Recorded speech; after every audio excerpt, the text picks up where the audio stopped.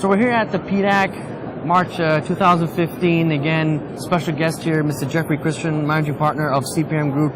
Jeffrey, thank you so much for being on the segment. It's always a pleasure to be with you, Sonny. Thank you, Jeffrey. So what we're going to talk about today is China and Russia, the heavyweight gold buyers. We've seen that China has been the largest buyer of gold worldwide.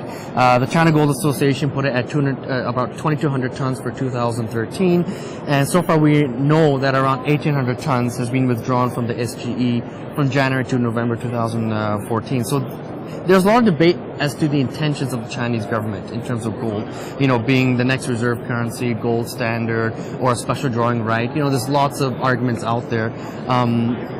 What is your opinion of this? Why are they buying so much gold? Why is it part of the Chinese government policy there? Okay. Well, look, a lot of the debate and commentary isn't coming from Chinese government officials, and that's very important.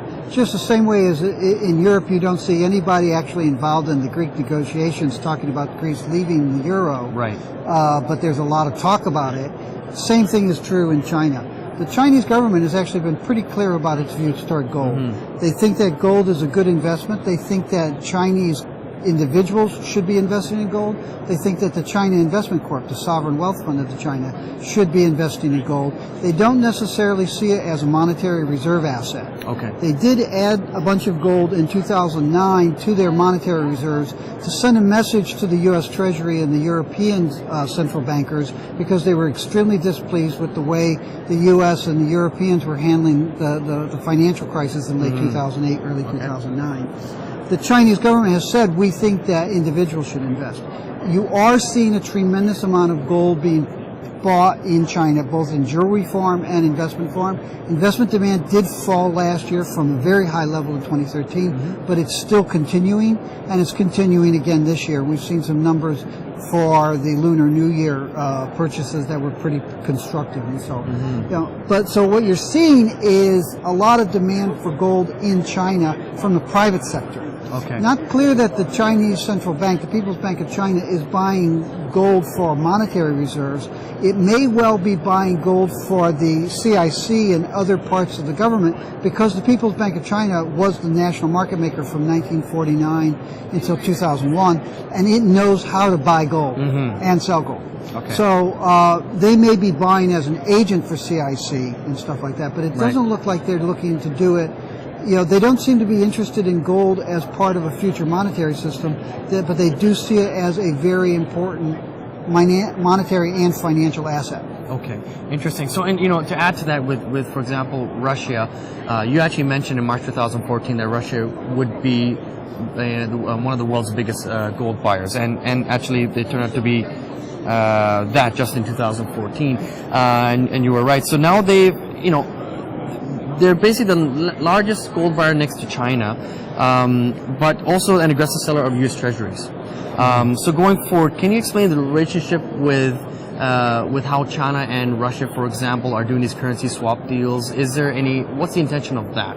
Okay. In regards to there's several things there. First off, China and Russia are night and day. And the economic and political situation in China, both domestically and internationally, is radically different from that in Russia. Russia is being very defensive. They feel set upon by the United States. They feel that the United States government has as its mission to destabilize and crush the Russian government, and they may well be right. And in that kind of environment, they're reducing their treasury holdings, and they're also buying gold to diversify away from U.S. treasuries and U.S. dollars in their treasuries, and that's it.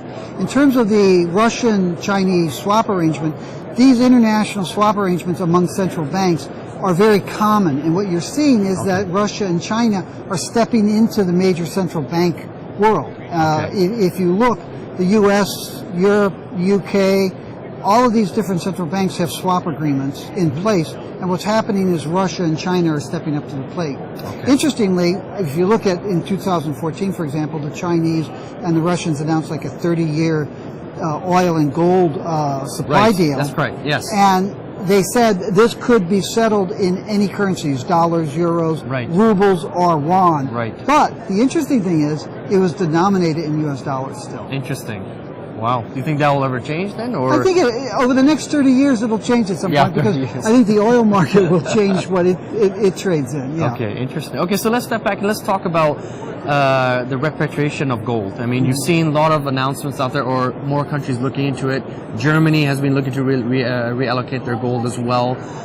You had the Swiss referendum, for example, which on gold, that really didn't go through. And even the Dutch, for example, they've looked at the auditing, but you can explain more to that. Right. That I was just looking at the processes of auditing the gold. Do you expect that? Why are they doing this, and do you expect more countries to look at reallocating their gold? Right.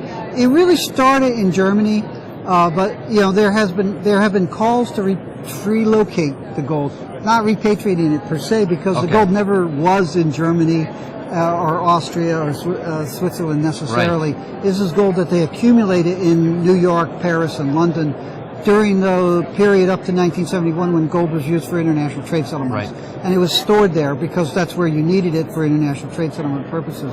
In Switzerland and in Germany, it started off with basically neo-Nazi, ultra-conservative politicians and constituencies saying we should bring our gold home. Okay. And if you look at the 2013 statement by the Bundesbank, they said, for the purposes of domestic political peace, we're going to bring some of our gold home from New York, some of it home from London, and all of it back from Paris. Okay. And we're going to take 7 years to do that. So the Germans and the Swiss, at least, were responding to this ultra-conservative, almost fascist contingency within the country, and they're bringing some of the gold back. In Germany, the Swiss referendum lost. The Austrians had an independent audit agency review the Austrian Central Bank and say, well, we think the Austrian Central Bank has been lax in its oversight of the gold it stores in the Bank of England. I think some of the facts that we've heard in the press are actually inaccurate. I don't read German, so I'm not sure exactly what the panel said, but I think that some of the facts that we've heard in the press, or the gold press, have actually been inaccurate about the audits that are done at the Bank of England and the U.S. New York Federal Reserve Bank. Okay. The Dutch have looked at it. Some other people are looking at it. The view that Henner Ashes expressed last March at our Gold Yearbook is the best. He said, look, this is gold we accumulated during the gold dollar standard years in New York. And our policy at the time was to keep the gold as far away from Russia as possible. Okay. And so we finally agree with the ultra-rightists to bring some of it home. And no sooner do we do that than the Cold War comes back. Right. And we're saying, really, we should have that gold back in New York. If you talk to central bankers, they're very comfortable having their gold in London and New York. Okay. During World War II, a lot of gold was saved from Nazi control by transferring the gold to Canada, England, and the United States, and also transferring ownership to U.S., Canadian, and U.K. subsidiaries, so that they couldn't, the Germans couldn't demand repatriation of the gold once they had taken over individual countries. So I think there's a very conscious view within Europe among central bank managers that it's good to keep the gold elsewhere, or at least much of the gold elsewhere. Interesting. Okay, and just on a side question here, what is, we've talked about the Shanghai Gold Exchange before. What is your opinions of it and its purpose serving China going forward? Well, the Shanghai Gold Exchange was created by the Chinese government. Yep.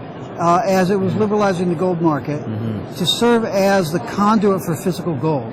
And again, if I may put a plug into the Gold Yearbook, we have a portion in the Gold Yearbook where we try to discuss how the gold flows out of the SGE into the gold market and then gets re-refined and gets put back, to explain why it is that those people who think that gold demands 2.5 times what it is are wrong. Okay. And so we have a schematic and we have a discussion about the flow of gold in and out of the SGE and back into the SGE after it's been re-refined in the manufacturing process and stuff like that. Okay. And the SGE is serving that purpose very well as being the main conduit for gold, physical gold flowing into the Chinese market. And we might point out that the Chinese Well, first I should point out that the China Gold Association is our strategic partner in China, Yep. and that we're their international advisors. Okay. But I was going to say we can point out that the Chinese government still is a communist government. Yeah. And we can decry communism and central planning, but what they have been doing for the last 20 years is managed economies. And if you look at the way they weathered the financial storm, there's a lot to say for a well-managed, well-regulated market that we don't have, for example, in the United States. Okay. So what's your outlook on gold and silver going forward in 2015? We think that the lows probably are in. They may well be tested again. I wouldn't be surprised to see gold down, almost tested 1180 last week. Right. I wouldn't be surprised to see, it test that level again, maybe even break below it as it did in November. But we think the low is pretty much in, but we don't see the price necessarily rising sharply. So we're looking at maybe 1180, 1170 as a low for the year, and the price could get up to, 1340 toward the end of the year. Okay. So starting to rise. If we're wrong, we think we'll be on the upside. Okay. For silver, 1650 as a low, and maybe 2021 as a high. Okay, excellent. Well, thank you, Jeffrey, for being on the segment today. If you need more information, go to cpmgroup.com.